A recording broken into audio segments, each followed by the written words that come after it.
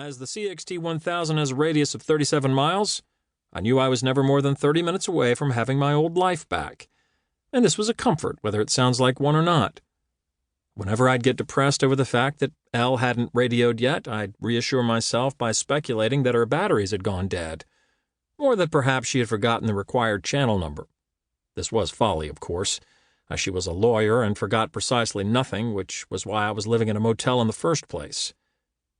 Oftentimes, when I wasn't at the casino making matters worse, I'd drive up to the house and loiter around the neighborhood until she got home, at which point I'd tell her I was worried that her batteries might be dead, and she'd threaten to get a restraining order if I didn't leave the property immediately. This might have happened more than once, I should admit that.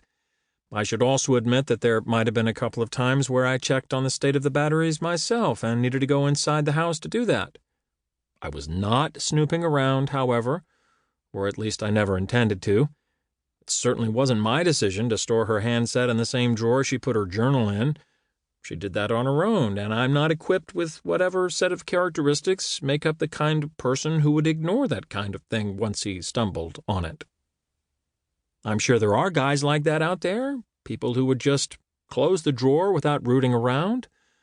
But those are the guys who volunteered to join the military after 9/11, or became smoke jumpers, or members of Doctors Without Borders.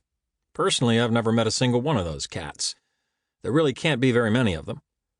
On the day I finally heard the ksh I'd been waiting for, the dog and I were both asleep, like I said, and any euphoria I felt when I first heard the sound of the cobra was immediately extinguished by Elle's annoyed tone and refusal to use proper radio language.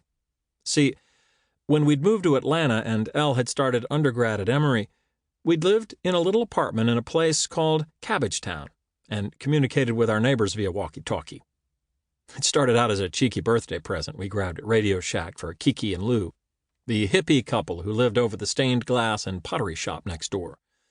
And then it spread throughout the neighborhood in the way a gimmick like that can among young carefree people to whom nothing has really happened yet. Within weeks, everyone in a 3-block radius had handsets and a handle. If there was a dinner party being planned, or someone needed to borrow a shovel, or a pet had gone missing, you'd get a call on the walkie-talkie instead of getting, say, a text like you would in a normal neighborhood scenario. Why does this matter? It matters because Elle knew the proper radio lingo. She knew to say over. And she wasn't saying over, which meant she wasn't calling to get back together. Which meant she had used the walkie-talkie to trick me. Which meant she was looking for the dog. Confronted with a clear dilemma, I did what came most naturally. Sat there and did nothing, and hoped for the situation to resolve itself on its own. This tactic worked about as well as it normally did. Shh! You have 5 seconds to call me, or I'm getting the restraining order. You copy that? 10-4, I finally answered.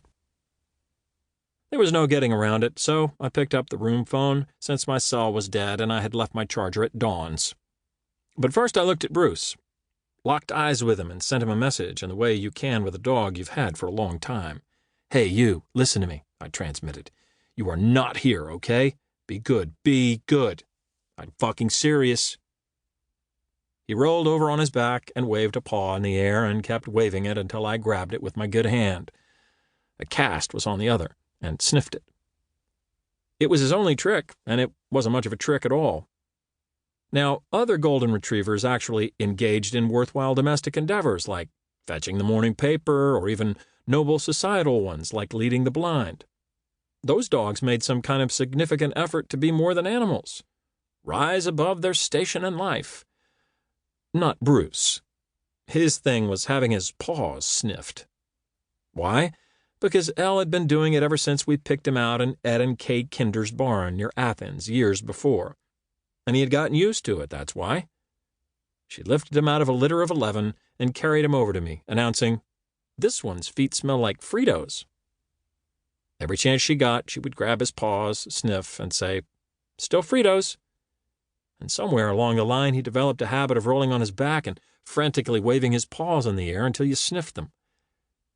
It depressed me to no end.